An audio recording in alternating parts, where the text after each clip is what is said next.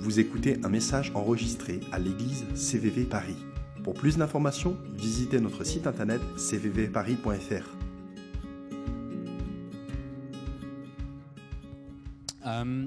Nous sommes dans une série qui s'appelle Louange et Covid.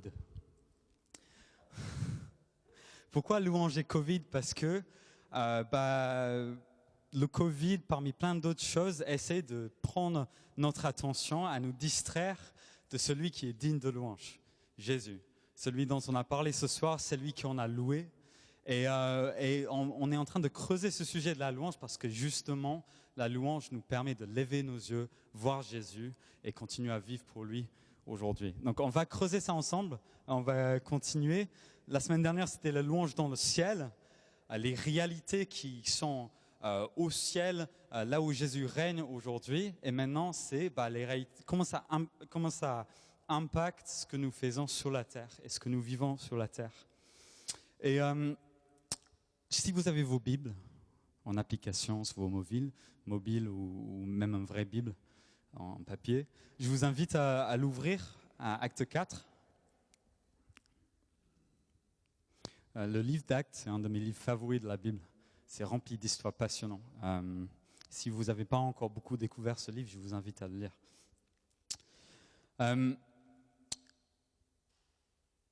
Je vais juste vous donner quelques éléments de contexte. Donc, Pierre et Jean sont des disciples de Jésus.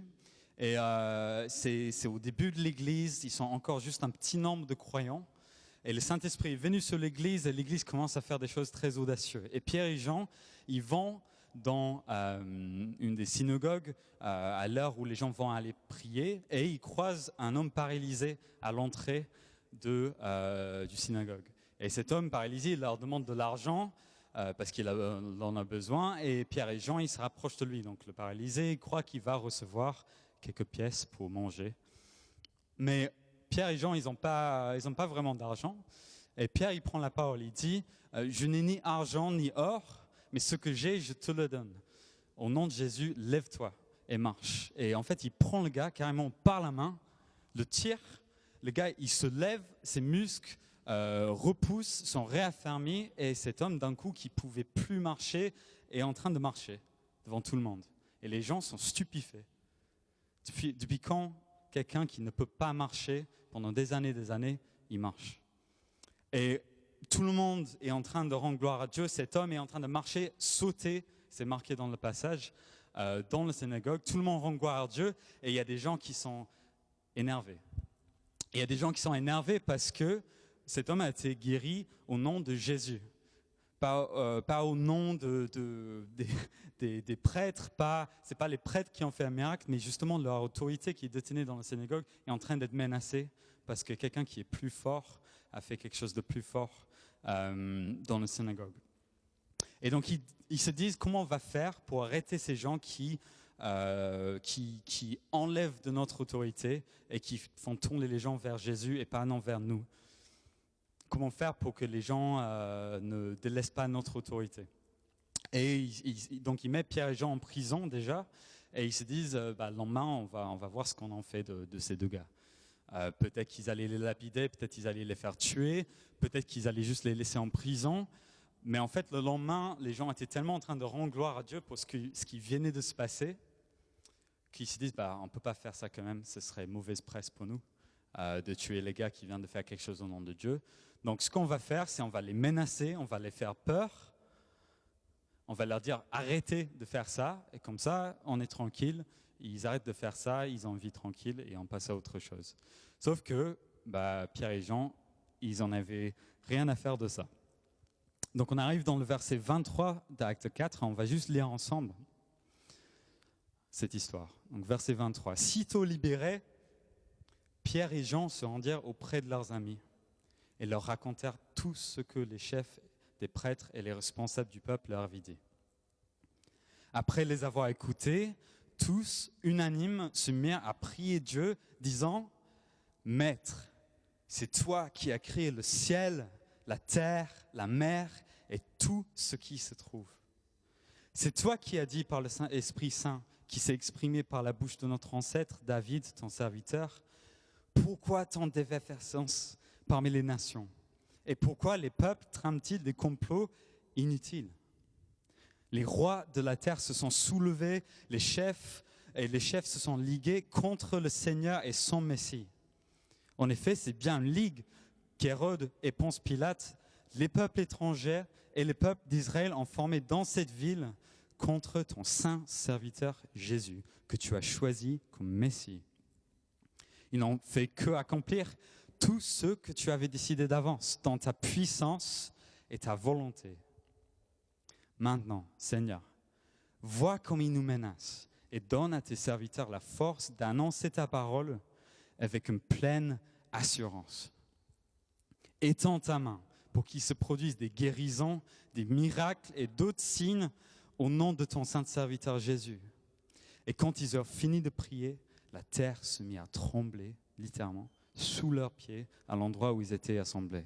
Ils furent tous remplis du Saint-Esprit et annonçaient la parole de Dieu avec assurance. Et Père, je te demande juste que tu puisses nous remplir à nouveau du Saint-Esprit ce soir, que nous puissions être un peuple qui annonce ta parole avec puissance et assurance. Merci, Père. J'ai une question pour vous. Vous êtes prêts? Ok. Qui ici aime le sport? Ok. Faut pas avoir d'honte si c'est pas votre truc. Hein. On va pas vous juger. Qui ici est fan de foot? 1, 2, 3, mince. Ça fait pas grand monde. Qui est fan de tennis? Qui a suivi Roland Garros? Ah yes, Richard, je te vois. Ok. Est-ce qu'il y a des fans de Formule 1 dans la salle? Ah ouais, ok. Ok. Des gens qui font de la course à pied? Ah, Richard avec 2 mains. Il doit beaucoup en faire. Ok, qui fait du vélo ici? Yes, Michel, je te vois. Michel qui a gravé la côte des Lilas depuis 3 semaines, il me semble, en vélo. Bravo. Le sport est quelque chose de marrant, je trouve. Parce que le sport nous apprend beaucoup sur la nature humaine. Okay, restez avec moi. Je trouve qu'on apprend beaucoup à analyser le désir de gagner des athlètes. Ce désir de vaincre ses adversaires. On apprend aussi beaucoup sur nos besoins souvent de se prouver, de réaliser des exploits pour que d'autres nous voient qu'on est bien et qu'on fait des choses bien. Le sport aussi, c'est un moyen pour beaucoup de se changer. C'est perdre du poids, c'est prendre du muscle, c'est se sentir bien. Je trouve aussi que la discipline des athlètes est quelque chose, je parle là des athlètes de haut niveau, je trouve que leur discipline est quelque chose aussi d'étonnant. Il y a un gars qui fait de l'ultra-trail qui s'appelle Kylian Jornet, que je suis beaucoup ce qu'il fait. Et pour ceux qui ne savent pas, l'ultra-trail, c'est la course à pied dans les montagnes, sur les trails, sur des distances de 50, 70 km, 100 km, parfois 120, parfois 140 km aussi. Voilà, c'est des gens qui vont courir toute une journée. C'est des gens pour lesquels un marathon, c'est l'échauffement, quoi. Okay. Et Kylian Jornet, il fait partie de ces élites, ces athlètes de l'extrême. Et lui, une partie de ses entraînements, et j'ai trouvé ça excellent, c'est qu'il fait des séances d'entraînement où il part de chez lui. Il habite en Norvège, dans les montagnes. Il part de chez lui extrêmement fatigué. Il n'a pas dormi depuis longtemps. Il part de chez lui mal nourri. Il n'a pas mangé depuis longtemps. Et il va faire une longue course. Et l'idée, c'est de trouver ses limites et de les dépasser et de se rendre compte de ce qu'il est capable de faire en montagne. Voilà. Ce n'est pas notre réalité de tous, je pense. Mais voilà, le sport, c'est quelque chose de particulier. Et un autre aspect marrant avec le sport, je trouve, c'est tout cet aspect de compétition. Donc on va imaginer un truc ensemble, ça va être marrant. Imaginez que vous êtes champion de France de boxe. Ok? Il y a des gens qui font de la boxe dans la salle? Yes, Marlène et Michel. Amen. C'est prophétique, ça. Tu es vous êtes champion de France de boxe de l'année 2019. Vous avez vaincu tous vos adversaires, vous êtes le plus fort. Mais qu'est-ce qu'ont fait les autres boxeurs pendant toute l'année 2019 et début 2020 ? Ils sont beaucoup entraînés parce qu'ils se sont fait battre l'année dernière, ça a fait mal. Donc, ils ont beaucoup travaillé leur endurance, ils ont beaucoup travaillé leur force, ils ont beaucoup travaillé la technique. Ils ont pensé à ça jour et nuit. Ils ont que pensé à ça pendant toute une année. Et dans quel but, dans quel objectif ? C'est de te battre cette année. Il y a des gens qui ont vécu une année à penser à une chose, c'était de te défoncer. Je trouve ça marrant, mais c'est quelque chose dans notre besoin de vaincre, d'être le plus fort, de battre l'autre. Voilà. Et c'est quelque chose qu'on voit dans d'autres sphères de la société. Mais c'est un peu ce qui se passe dans ce texte ce soir. C'est l'histoire d'une victoire qui a affermi la puissance et la supériorité de Jésus et qui a rendu l'opposition énervée, vénère. Et il se trouve un moyen de comment ils vont battre les disciples qui portent le nom de Jésus.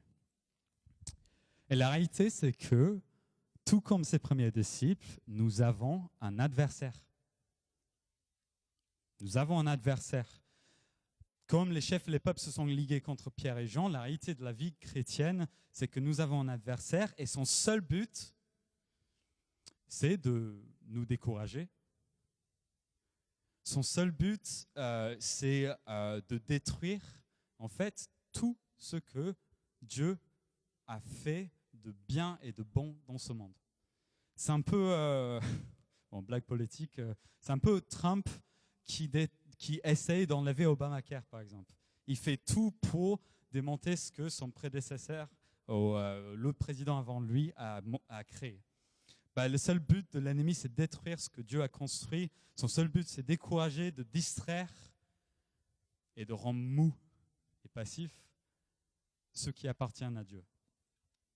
Jean 10, le voleur vient seulement pour voler. Le voleur, c'est le diable, c'est l'ennemi de Dieu. Pour tuer et pour détruire. Moi, c'est Jésus qui parle, je suis venu afin que les hommes aient la vie, une vie abondante. Amen. Donc nous avons un adversaire et je pense qu'il est bon qu'on passe juste quelques instants à identifier les manières dans lesquelles il se ligue contre ceux qui appartiennent à Dieu. C'est bien de les identifier. Il y a ce qu'on peut appeler l'opposition frontale. Okay? Ça se voit de 1000 kilomètres que c'est lui. Par exemple, dans le monde, c'est la porte ouverte.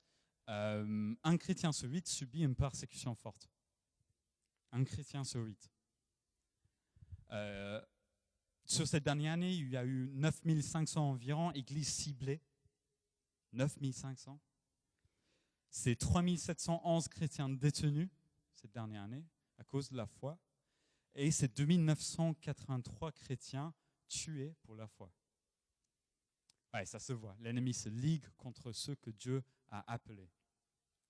Et ça se voit en France aussi. La foi, souvent, dans les médias, parmi nos amis, un peu à tous les endroits, est ridiculisée. Jésus est moqué ouvertement dans les médias, des choses comme ça. Il y a des lois dans notre pays qui vont contre les croyances et les choses que Jésus enseigne. Il y a une pression forte aussi à vivre une foi personnelle, pas offensive, qui est juste chez nous, dans notre petit confort, mais qui ne touche pas les autres. Alors que Jésus nous a appelés à faire de toutes les nations des disciples. Ouais, ça c'est l'opposition un peu frontale, ça se voit, mais il y a une opposition qui est ce qu'on va appeler l'opposition douce. Et c'est là où il faut qu'on soit rusé, il faut qu'on soit sobre et qu'on identifie ce que le diable essaie de faire dans le peuple de Dieu, son Église. J'ai 4 exemples. Le diable s'attaque à nos relations. Il aime faire ça. Quand je suis arrivé en France, je suis arrivé dans un contexte d'église, il y a pas mal d'années, où quelques années avant, il y a eu de la division dans l'église, des églises se sont séparées, les gens, ça a fait beaucoup de mal aux gens, et c'était difficile à vivre pour les gens. Et il a dû se pardonner, il a dû reconstruire, ça a ralenti l'avancement des églises pendant un temps. Et si le diable peut réussir à casser l'unité des chrétiens, s'il peut réussir à nous convaincre à rester dans l'amertume quand les gens nous font du mal, s'il peut nous empêcher de pardonner ceux qui nous font du tort, s'il peut nous rendre suspicieux les uns des autres, de penser le pire des uns des autres, alors que Jésus nous apprend à penser le meilleur des uns des autres, il va nous distraire. Le diable aime utiliser aussi la déception. La déception, c'est une réalité. On le vit tous à différents moments. Pour certains, c'est une maladie qui n'est pas guérie. Notre Dieu, il guérit. Mais parfois, on ne comprend pas pourquoi les gens ne sont pas guéris. Oui, c'est normal de sentir de la déception. C'est peut-être la perte d'un proche.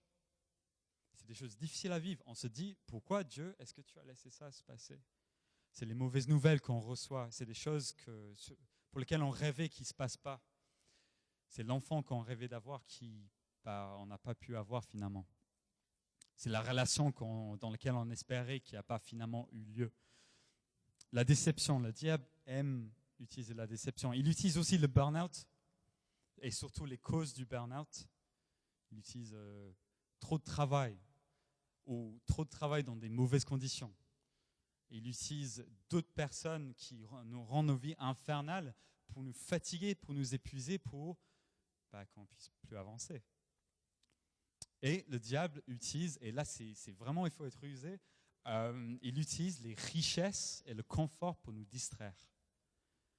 Ça, c'est un problème en Occident. Le confort et les richesses peuvent nous rendre passifs et peuvent nous faire perdre notre audace pour Dieu. Notre capacité à dire, ok Dieu, si demain je dois tout plaquer et partir en aventure avec toi, je suis prêt à le faire même si je perds mon confort. Le confort, ça nous rend mou, ça nous empêche d'avancer avec Dieu. Et le diable utilise ces 4 choses et bien d'autres choses pour nous distraire de l'appel de Dieu qui est sur chaque vie qui est ici et sur chaque vie des gens qui croient en lui. S'il peut nous voler notre joie, il le fera. S'il peut nous voler notre paix, il le fera. S'il peut nous isoler, nous blesser et nous faire rester dans nos blessures, il aimerait le faire. Il va vouloir le faire. Et juste une précision, l'opposition, ce n'est pas contre nous forcément, ce n'est pas contre nos projets, notre déménagement qui va avoir lieu dans quelques semaines, ce n'est pas contre mon confort, ce n'est pas contre mes projets forcément, mais c'est contre les projets de Dieu et les projets que Dieu a déposés sur la vie de chaque personne ici ce soir. Il se ligue contre Dieu et contre ceux que Dieu aime. Donc soyons au clair de la réalité de l'opposition. Il faut le reconnaître. Les disciples ont reconnu. Vois ces menaces, Seigneur. Mais bien que l'opposition soit réelle, donc en tant que bon sportif, si on reprend notre image, il faut se rappeler dans quel jeu on joue. Il ne faut pas oublier dans quel jeu on joue. Okay, parce que là, on n'est pas en train, en tant que chrétien, de jouer dans un match de foot. Là, on ne joue pas au basket, désolé Sam, on ne joue pas au basket ici. Nous jouons dans un jeu très particulier, un jeu où le jeu même a été créé et est maintenant arbitré et même est présidé par le chef de notre équipe. Et c'est jamais vu dans l'histoire du sport. Le jeu est contrôlé, a été pensé par le chef d'une équipe. Et la réalité de qui est donc le chef, la réalité de qui est le chef change complètement le jeu. Et notre croyance ou non en lui et qui il est va être déterminant dans ce jeu. Vous savez, la croyance peut nous amener à faire des choses incroyables. Louis Pugh est un nageur d'endurance britannique qui a nagé la longueur de la Manche Donc je ne parle pas là de Calais, de Douve-Calais, je parle là carrément de l'extrémité ouest de l'Angleterre sur la Manche jusqu'à l'extrémité est sur la Manche. Donc c'est 530 km, ça lui a pris 49 jours. C'est le premier à le faire. La Manche c'est froid, hein, ça donne pas envie. Et il a fait ça il y a 2 ans, et cette année il a fêté son 50e anniversaire. Ah, c'est ouf. Et sa motivation, c'était une croyance profonde qu'en faisant cet exploit, il pourrait attirer assez d'attention sur le besoin de protéger les mers pour en faire la différence. En fait, pour lui, sa croyance était que les besoins écologiques étaient tellement forts que ça valait la peine de nager 49 jours, 530 km pour attirer de l'attention sur une cause. Chapeau à lui, franchement, je suis impressionné. Dans quoi est-ce que tu crois ? Dans qui est-ce que tu crois ? Peut-être l'autre question aussi, c'est le Dieu de la Bible est qui pour toi ?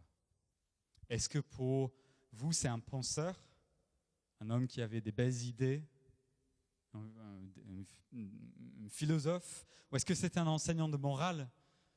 Aimez-vous les uns les autres, etc. Ah oui, c'est vrai qu'il nous a enseigné des choses sur les moraux. Est-ce que c'était un prophète, quelqu'un qui a annoncé Dieu ? En 1 Chronique 29, verset 11, Dieu dit quelque chose par rapport à lui-même dans sa parole. À travers la bouche d'autres, il dit « À toi, Éternel, appartiennent la grandeur, la puissance et la magnificence et la gloire et la majesté, car tout ce qui est dans le ciel et sur la terre est à toi, Éternel. C'est à toi qu'appartiennent le règne, tu es souverain au-dessous de tout être. » Ce que Dieu dit de lui-même. Donc si Dieu est maître de toutes choses, il est donc maître de tout. Si c'est vraiment ce qu'il est. Donc ça veut dire qu'il est pleinement maître sur l'opposition.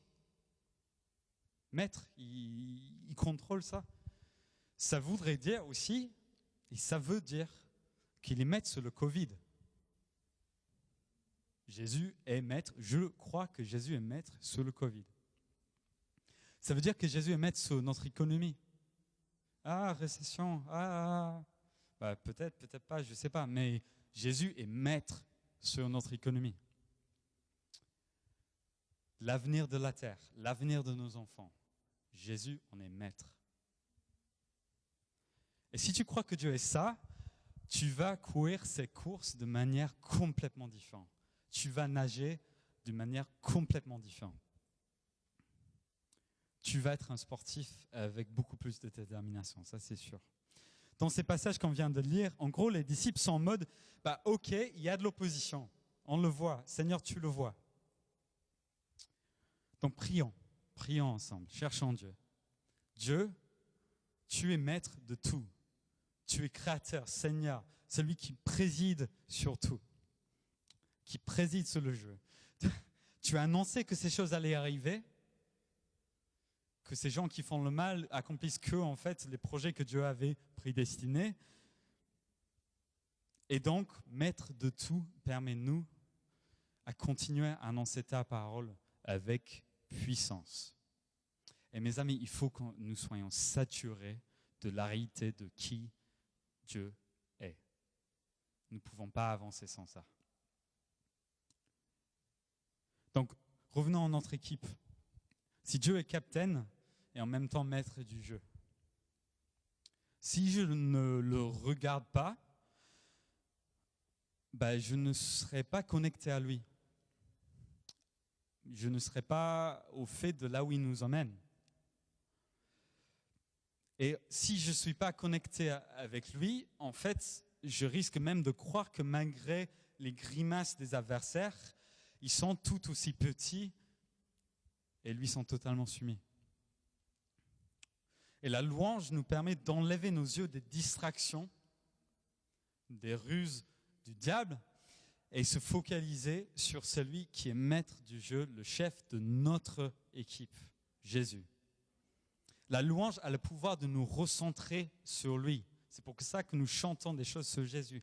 La louange a le pouvoir de faire naître de la foi dans le cœur des gens. La louange transforme notre perspective. En fait, la louange nous amène à craindre Dieu, le grand Dieu, redoutable, puissant et fort, et ne plus craindre les hommes. On n'a pas de place dans nos vies pour craindre les hommes. Parce que nous savons qui est notre chef. Et face à la persécution, les disciples se sont adressés à Dieu. Ils ont adressé à Dieu leurs difficultés, mais ils ont reconnu l'autorité de Dieu sur la situation.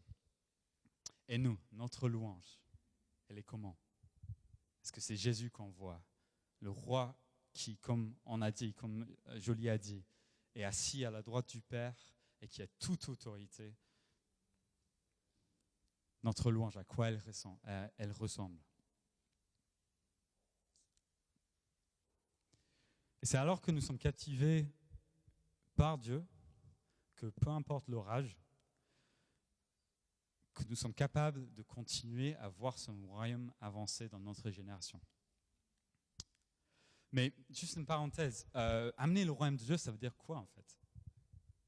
On en parle beaucoup, mais c'est bon de se rappeler de ce que ça veut dire. De manière plus générale, c'est de voir le règne de Dieu s'établir sur la terre comme il est déjà au ciel. C'est de voir concrètement la maladie guérie, c'est de voir de la justice pour ceux qui sont opprimés, c'est de voir des vies qui sont brisées, restaurées. C'est beaucoup de choses. Et concrètement, dans la vie de tous les jours, ça ressemble à quoi? C'est prier, par exemple, pour les personnes que nous croisons au fur et à mesure de la journée. Ces personnes que vous avez vues dans le métro qui avaient l'air d'être pas très heureux aujourd'hui. Priez pour lui, qui rencontre Jésus, qui lui donnera de la joie. Pour les gens qui vivent des choses difficiles, qui sont loin, ou même des personnes politiques, des choses comme ça. Prions sans cesse pour les gens. Gardons dans nos cœurs de la foi pour ces personnes. C'est aussi proposer de prier pour ta collègue qui a mal au dos depuis des mois et des mois. C'est prendre son petit pas de foi.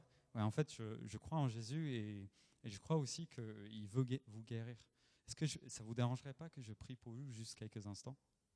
Vous serez étonné du nombre de gens qui sont chauds pour ça. C'est donner de l'argent à ceux qui en ont besoin. Si on a des ressources géniales, on peut les utiliser pour établir le royaume de Dieu et pour bénir les autres. C'est aussi parler de ton voisin de Jésus. Prends son petit pas de foi, l'inviter, boire un coup à la maison. Bon, en ce moment, c'est compliqué, mais ça va revenir. Lui parler de Jésus. Vous savez, Jésus, il est venu pour toi aussi. Il veut vous donner la vie éternelle. Il y a quelques semaines, avec l'équipe de louange, on a eu notre soirée d'équipe et nous avons pris le temps de partager les rêves et les projets que Dieu a mis dans nos cœurs. Et les rêves et les projets qu'il a mis dans notre cœur d'accomplir pour Dieu. Et c'était un moment très fort parce que j'ai vu encore une fois et je suis convaincu le nombre de projets audacieux que les gens ont sur le cœur et surtout dans l'équipe de louange à CVV que tu as mis sur leur cœur pour voir le royaume de Dieu avancer. Il a mis des projets, ça fait rêver. J'aime le cœur des gens de l'équipe de louange. Ouais. Je vante les gens de l'équipe de louange. Mais parfois dans notre mentalité chrétienne, nous attendons que Dieu nous dise exactement quoi faire. Et ça part d'une bonne base, c'est que nous voulons faire la volonté de Dieu. Amen. C'est une bonne chose de faire la volonté de Dieu. Mais il y a un risque avec ça, c'est que nous devenons passifs dans notre foi. Okay, restez avec moi. Parfois Dieu nous dit des choses précises. Va là, fais ça, parle à cette personne. Mais je crois de plus en plus que Dieu veut aussi que nous arrivons à un niveau de maturité dans notre foi où nous n'hésitons plus dans notre foi et nous nous mettons activement à faire des choses audacieuses pour Dieu. On n'est pas en train de juste attendre qu'un coup de tonnerre tombe du ciel avant de faire la volonté de Dieu. Comme les disciples, en fait, dans ces versets, ils n'ont pas dit « Dieu, il nous menace, on fait quoi ?»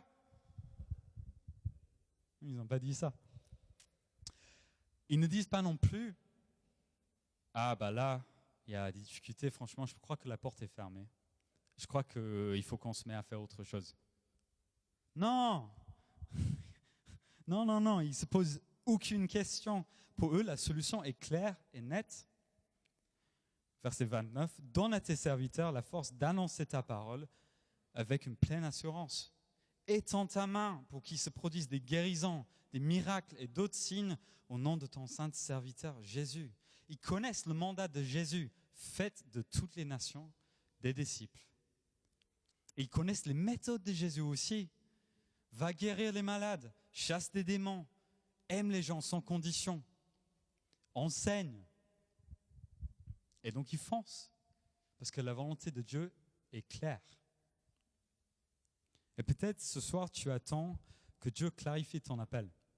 Un peu comme ces lumières en train d'éclairer la salle. Merci, je ne sais pas qui l'a fait, mais c'est prophétique. Peut-être tu attends que Dieu clarifie ton appel aujourd'hui.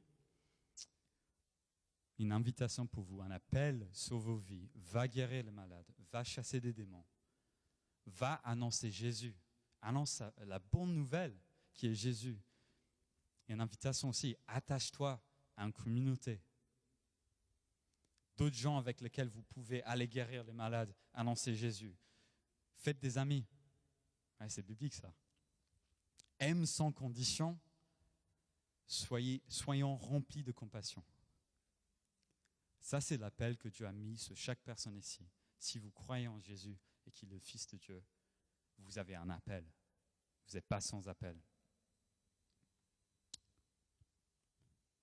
Peut-être l'équipe de louange peut commencer à s'installer un peu. On va rechanter. À la fin, c'est marqué, quand ils eurent fini de prier, la terre se mit à trembler sur leurs pieds à l'endroit où ils étaient assemblés. Et ils furent quoi? Tous remplis du Saint-Esprit. Et ils ont fait quoi? Ils ont annoncé la parole de Dieu avec assurance. Dieu répond à des prières audacieuses. Dieu répond à ceux qui, avec audace, veulent foncer pour lui. En fait, il a même fait secouer la terre pour confirmer la puissance dans laquelle il les a envoyés. Peut-être que Dieu va secouer la terre ce soir, je ne sais pas. Mais Dieu nous accompagnera de signes et de miracles. Pourquoi? Parce qu'il est maître de tout. Et il veut se manifester. Et de même, l'invitation nous est adressée. Peu importe les tentatives d'opposition, parce qu'il y en a, il faut les reconnaître, il faut les voir, il faut être sobre par rapport à ça. Levons la tête vers Dieu. Travaillons la louange, travaillons le fait de voir Dieu dans toutes circonstances, le Tout-Puissant, louons-le. Et soyons continuellement remplis de l'Esprit Saint, qui nous remplit d'audace pour amener le royaume de Dieu, ici, maintenant, à Paris, aujourd'hui, lundi, mardi, mercredi, jeudi, vendredi, samedi, dimanche, pour les mois à venir. Ne croyons pas qu'on peut le faire sans Dieu, sans son Esprit Saint, mais avec son Esprit, soyons audacieux. Louons-le.